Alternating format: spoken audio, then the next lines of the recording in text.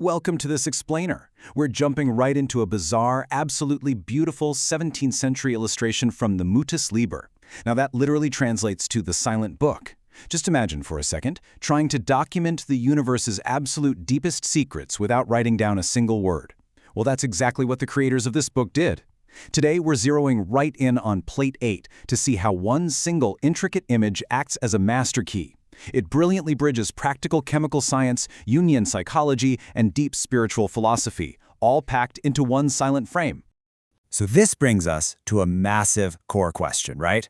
How on earth did early esoteric thinkers use visual symbols to communicate multiple layers of complex reality all at once? You gotta remember, they didn't have separate textbooks for chemistry, psychology, and spirituality. No way. To them, the universe was entirely interconnected. By unpacking this one image, we're going to see exactly how they mapped the transformation of physical matter right alongside the transformation of the human soul. To use this as our decoder ring, here's the roadmap for today. First, the wordless turning point. Second, decoding the cosmic imagery. Third, lens 1, the chemical albedo. Fourth, lens 2, Jungian psychological rebirth. And finally, lens 3, divine grace. Let's get into it. Section 1. The wordless turning point. The triumphant milestone.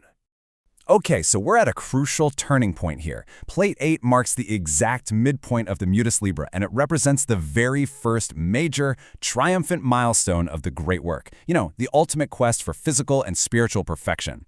Just before this, in Plate 7, the practitioner had to drag themselves through this dark, decaying trial known as the Trial of Saturn. It was a period totally characterized by breaking things down into pure chaos. But turning the page to Plate 8, we leave all that darkness behind. We enter this profound stage of resurrection, illumination, and light. It's a real game changer. Section 2.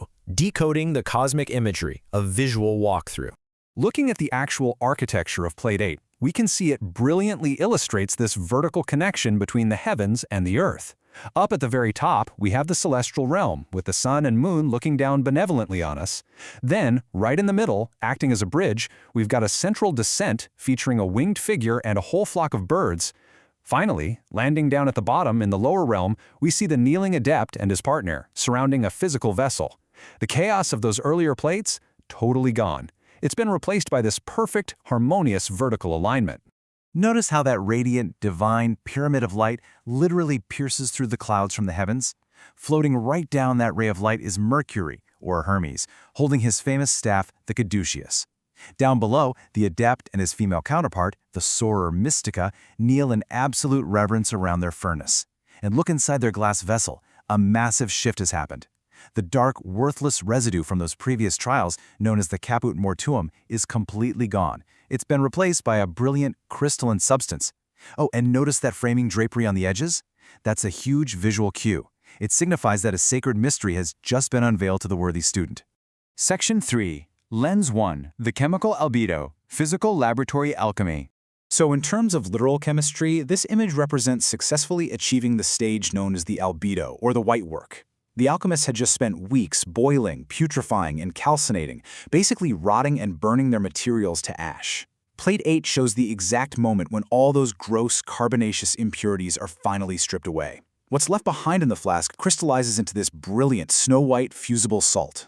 In their own chemical language, they called this highly refined, purified substance mercurius duplicatus. And there's actually a secret chemical code hidden right in the artwork. Those ascending birds? They represent volatilization, heating a substance until it becomes a vapor. The descending birds represent precipitation, cooling that vapor until it condenses back into a solid.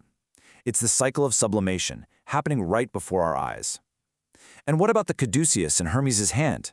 Well, that symbolizes the delicate chemical balancing act of stabilizing two opposing forces, volatile acids and harsh alkalins, into a perfectly neutral, harmonious metallic salt. Pretty wild, right?